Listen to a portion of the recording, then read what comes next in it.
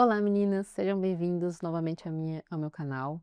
Meu nome é Bia Ferronato. Se você ainda não me conhece, não me segue ainda no Instagram, eu tenho uma página lá onde eu estou compartilhando bastante conteúdo sobre o resgate da importância do lar na vida da mulher, né? E eu falo sobre maternidade, sobre feminilidade, casamento. Então, se você gosta desse tema, me siga por lá também, tá bom? Mas a probabilidade é que eu esteja cada vez mais por aqui.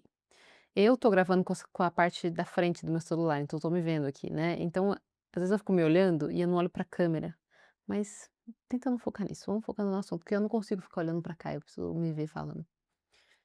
Eh, então vamos lá, hoje eu queria falar com vocês, uma conversa, papo real, sobre um negócio que, assim, desde que eu comecei a falar sobre isso, eu vejo muitas mulheres que falam sobre isso, acabam ouvindo que é essa questão de a insegurança que existe no movimento de retornar ao lar, né.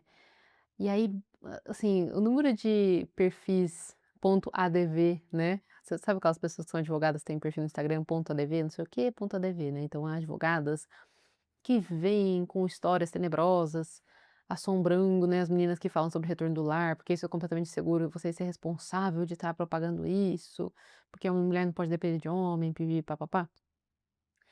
E eu queria falar com vocês sobre isso hoje, sobre dependência dos nossos maridos, se devemos depender ou não dos nossos maridos, se isso é seguro ou não. O que é esse movimento que está acontecendo nas mulheres, né? O que que sempre foi, né? E, enfim, uma reinterpretação de tudo isso que está acontecendo no mundo, tá bom? Então, se você gosta desse tema, fica por aqui que a gente vai falar sobre isso hoje, tá bom? E nossa, principalmente no vídeo que eu postei, o último vídeo que eu postei falando sobre o meu retorno ao lar, choveu de pessoas também falando que: "Ah, porque com a minha tia fez isso e ficou sem dinheiro, BBB se arrepende. Ah, porque você não pode você pode até votar lar, mas você tem que tenha seu dinheiro, né, seja independente", e por aí vai. Então são várias frentes que eu quero conversar com você hoje, eu vou tentar me organizar aqui de cabeça, mas, pra manter um fluxo lógico dos meus argumentos, mas vamos lá. Primeiro que eu queria começar com vocês, contextualizando a partir de uma história de uma mulher que impactou muito a vida do meu marido. Meu marido, ele morou uns 6 anos, 6, 7 anos nos Estados Unidos, mas fez mestrado e doutorado lá, e o professor dele era um professor muito conservador, e na época eu e ele, a gente era muito liberais, etcétera, né, quem viu o meu vídeo conversão vai saber. E a gente nem a gente tinha um enrosco, nessa época não namorava oficialmente, mas a gente era muito amigo, a gente conversava. E então ele tinha esse professor conservador que tinha uma esposa que tinha escolhido ficar em casa. Mas olha como foi a história dela.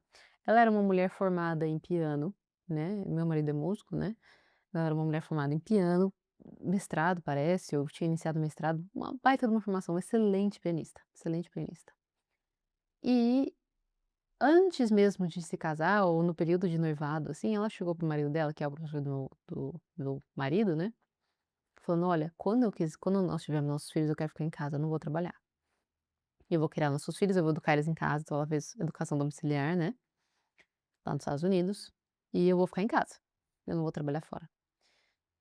E ele, obviamente que ele também já vinha de um contexto mais conservador, ele topou, mas isso já foi uma coisa pré-conversada, né, que isso é uma coisa que nós não fazemos hoje.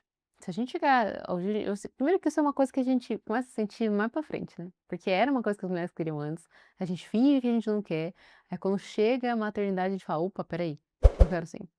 Muitas mulheres acordam depois, mas hoje eu sei da importância de já deixar isso conversado. Então ela já deixou isso conversado, o que aconteceu? Eles fizeram isso. O dinheiro era bem contado, né, assim, eles não passavam nem necessidade, nem eram ricos, tinham um dinheiro bem certinho. Obviamente a situação americana é diferente, mas tinha um dinheiro bem certinho. Ela criou seus filhos e agora os filhos cresceram. E aí tem aquele movimento, né, o pessoal fala: "Ah, mas isso é bom só quando as crianças são pequenas, depois que você vai ficar triste, não sei o que vai ficar abandonada ou não vai fazer sentido".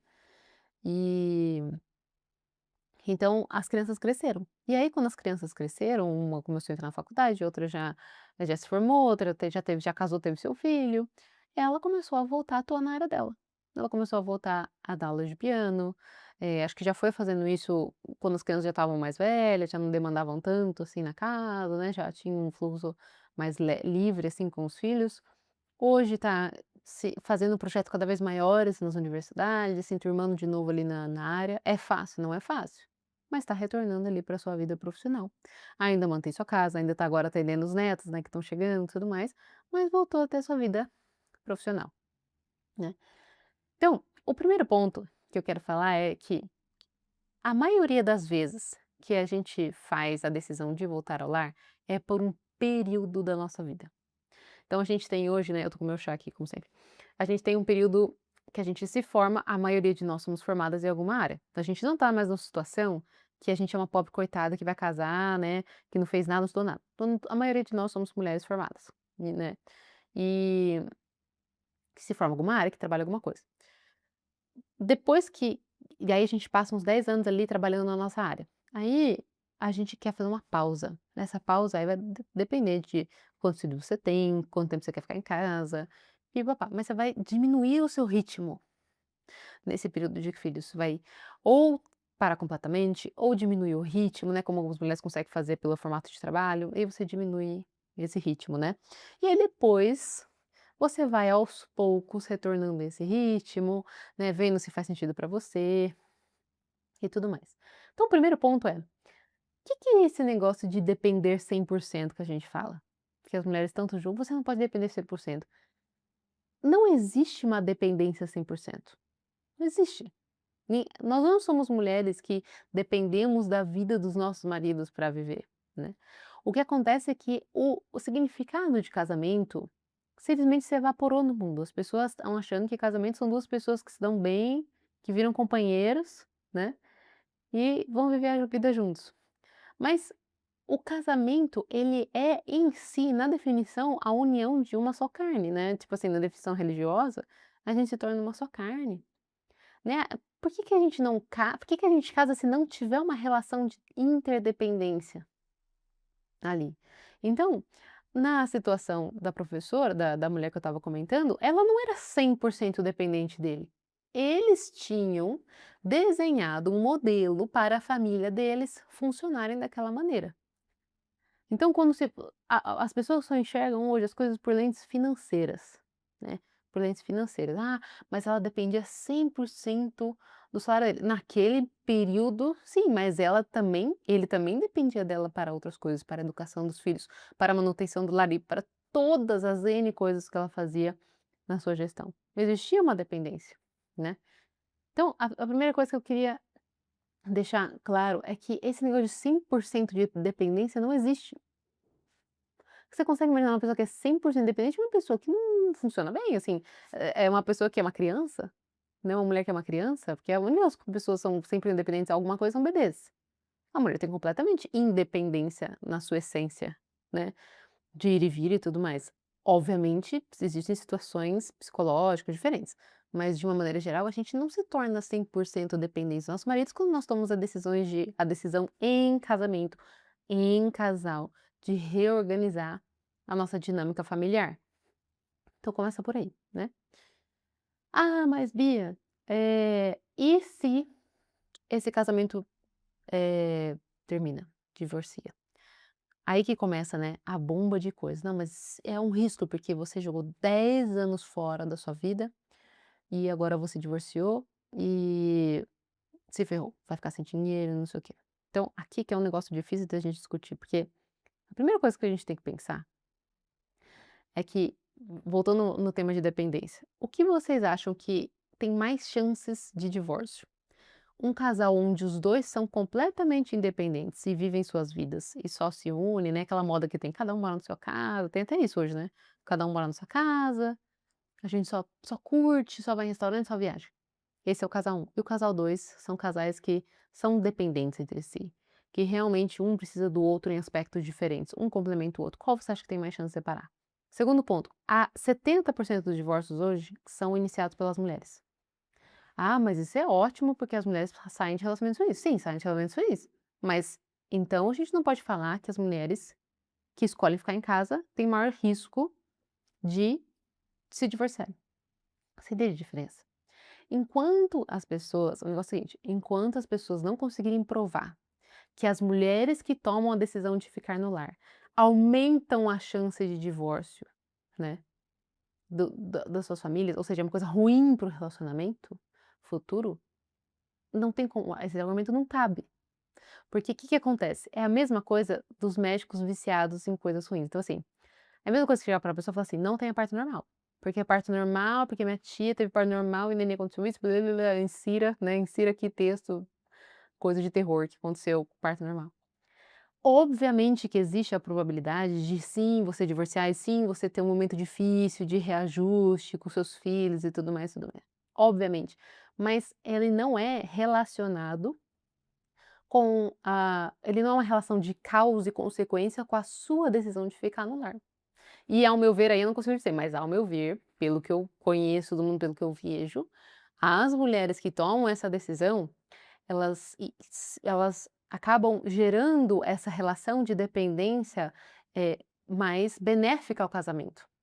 Porque o homem se sente mais provedor, o homem se sente mais responsável, o homem se sente bem, ele vê que o dinheiro dele tá rendendo, tá tipo: "Nossa, eu venho pra casa, minha casa tá funcionando, meus filhos estão sendo bem criados, minha mulher faz as coisas", que ele sente esse prazer de cuidar, porque é isso que o homem gosta, ele gosta disso, o homem precisa dessa porque senão ele vai ganhar dinheiro por ganhar dinheiro.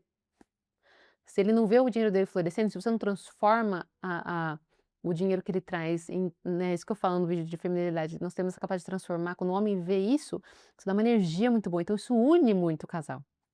Os 2 atuando no seu papel. Então, o que que acontece? A advogados e tudo mais têm a cabeça viciada nesses problemas.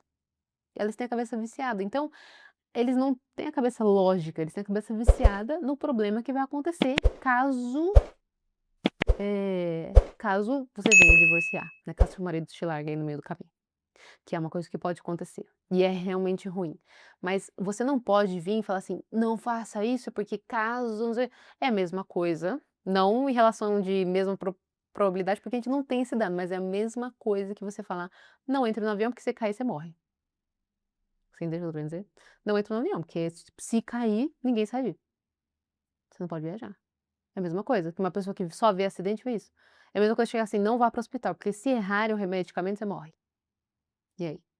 Como é que você vai fazer? Então, esse é um ponto que é assim, as pessoas não conseguem enxergar, não conseguem enxergar de uma maneira lógica, né. E aí, vem uma questão também disso que eu falei, né, de essa decisão da mulher, ela desculpa, mudando do ponto. E aí tem uma questão assim, né, eu vi um depoimento de uma mulher aqui que deixou no vídeo passado, falando que ela ficou com os filhos, que foi maravilhoso, mas aí ela perdeu tudo, que o marido abandonou, alguma coisa do tipo assim, e ela se arrepende de ter feito isso, putz, meu Deus. Aí vamos agora trabalhar nessa ideia, né? Vamos supor que você passou 10 anos da sua vida dedicada aos seus filhos, construiu um lar gostoso, né? eh, Fez o que tinha que fazer, criou seus filhos, educou seus filhos, criou ali um lar mesmo, né, trouxe essa coisa do lar que a gente tem capacidade. E aí, depois de 5 anos desse período, o seu marido largou você. Aí você vai passar um perrengue danado. Vamos supor que você caiu no perrengue danado, que aí não tem divisão de bens, que aí seu marido conseguiu um advogado que tirou tudo de você, e você se ferrou. Vamos supor nesse pior dos casos. Você olharia com arrependimento o que você fez? Você falaria: "Putz, eu deveria realmente ter largado meu filho, focado somente na minha carreira, porque agora, nesse ponto, eu teria dinheiro". Não estaria passando esse perrengue. Como que você pensaria?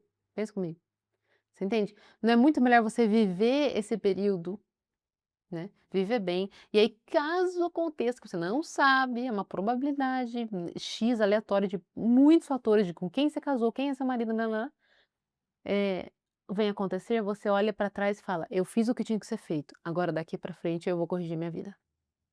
Né. Agora eu vou corrigir. Não, você entende como é diferente? Então esse argumento de: "Ai, não faça isso, mulher". E vem também um assunto que eu quero falar muito mais com você sobre essa questão do feminismo, né, dessa questão de independência que colocaram na nossa cabeça. Isso aí tá adoecendo as mulheres, gente. Nós não funcionamos independentes. Nós não funcionamos bem independentes. Raríssimas exceções. Nós precisamos desse cuidado. Nós precisamos dessa dependência. Nós precisamos de alguém para descansar, para alguém que a gente possa apoiar nossas dificuldades, sabe. Nós precisamos disso no relacionamento. Se o casamento não for isso, o que que o casamento vai ser, meu Deus do céu? "Ah, mas é melhor você casar com alguém, cada um tem o seu dia". Mas o que que é isso? Então fica não casa, não casa. Porque se você casa com uma pessoa que você não tem a segurança de conversar, né, e realmente tomar uma decisão por família, porque você tem medo que aquela pessoa lá na frente tire tudo de você, meu Deus, não é a pessoa que você tem que casar. Desculpa, realmente, se você tá com essa cabeça em relação ao seu marido, você desculpa, não deveria ter casado com ela, né. E aí que vem aquela questão da história que eu queria contar pra vocês, porque muito das mulheres deveriam falar isso antes. Mas tudo bem, porque nós estamos descobrindo essa vontade agora, mas eu quero que as próximas gerações já planejem suas vidas em relação a isso. Pense em carreiras que seja possível um retorno mais fácil, por exemplo, médico, enfermeira, é um retorno difícil, mas não é tão difícil que nem corporativo. O mundo corporativo, ó, eu vou fazer um vídeo sobre isso, pra mim, pessoalmente, tá? Agora é uma coisa pessoal. É um horror pra mulher. É um horror. E eu trabalhei no mundo corporativo, eu sei o que que é. É um horror. Esse modelo de 10, 12 horas fora de casa, tudo bem que o médico também tem plantão, mas dá pra ter consultório, dá pra fazer coisa diferente. O modelo corporativo hoje é um terror para casamento, né. 80% das traições começam nesse tipo de ambiente de trabalho, né. Então, então quando a gente fala dessa questão de que é um risco voltar para o lar, é uma coisa absurda, você não pode depender, são visões de pessoas que primeiro são enviesadas em situações ruins, né, não trazem realmente as probabilidades disso acontecer na sua vida, não sabem mostrar uma relação de realmente causa, né, onde uma mulher que realmente escolheu ficar no lar tem maior probabilidade de ser abandonada e traída pelo marido, não existe esse número, não existe, né. E aí você, o que que você faz? Você, por causa desse burburinho, assim, que você tem, você deixa de viver uma das melhores fases da vida da mulher, e focar no dinheiro, focar na conquista financeira 100%, deixa de terceirizar totalmente os seus filhos, seus lares. Não tô falando de mulheres que não têm escolha, tô falando de mulheres que têm essa escolha, por causa de um medo. De uma independência que você teria no futuro. Não, mas se ele me largar, pô, então não casa com essa pessoa.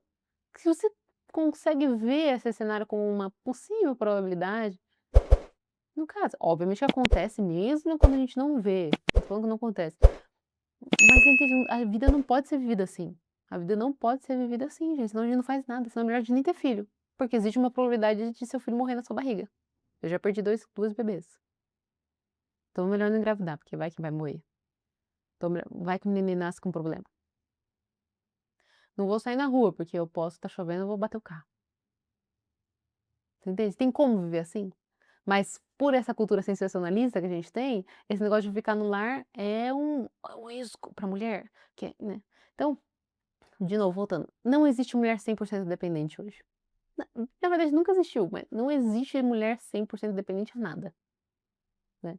Porque nós não somos, existem contextos de uma mulher largada lá, que não faz nada o dia inteiro, que quer ficar no TikTok 100% do dia, e o cara lá bancando, existe essas loucura aí que a gente vê às vezes, mas, numa maneira geral, as mulheres hoje, que estão aqui nessa comunidade que a gente está criando, são mulheres formadas, às vezes com excelentes carreiras, trabalhos, que estão conscientemente tentando reorganizar sua vida para priorizar uma das coisas mais belas da nossa vida, que é a nossa casa, a nossa família, nossos filhos, nossos maridos. Ficam ouvindo, e aí vem um monte de advogado e de gente, de história terrível, jogando um monte de coisa ruim, como se isso aumentasse o risco de dar ruim na sua vida. E não enxergam que na verdade é completamente o contrário. Quando você tem a vida completamente independente, seu marido também independente, cada um tem a sua vida, aí sim que você aumenta. Aí sim, que você pode analisar. Eu analisei antes os dados de divórcio antes de fazer esse vídeo. Os dados de divórcio são desconexão, cada um tem sua vida, a mulher 70% é a mulher que inicia, porque o cara não vai nada, relacionamento ruim, não tem conexão, perde, né. E aí qual dentre esses cenários de divórcio, qual você acha dos casamentos que tem mais chance disso? O que os 2 tomaram a decisão de reorganizar sua vida, e cada um faz um trabalho junto para construir algo maior do que eles, algo maior do que a carreira própria deles, ou um casamento cada um por si. E o filho é um terceiro ponto lá, que aí se vire, né. Aí é a escola que cria, etc, que cria, babá que cria, etc e vai. É. Então é isso, pessoal, eu queria conversar mais com vocês sobre esse ponto hoje. Espero que vocês tenham gostado. Deixa aqui nos comentários as suas visões sobre isso, tá bom? Acho que eu deixei claro aqui qual que é a minha opinião sobre essa questão de depender ou não. E aí, resumindo, eu acho que sim, nós devemos depender dos nossos maridos, porque eles também dependem de nós. Um casamento bom é um casamento em que os 2 são sim dependentes uns dos outros, né. Nós precisamos disso.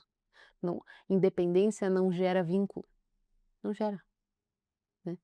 Então, espero que vocês gostem, desse vídeo, dessa conversa e até a próxima. Um beijo.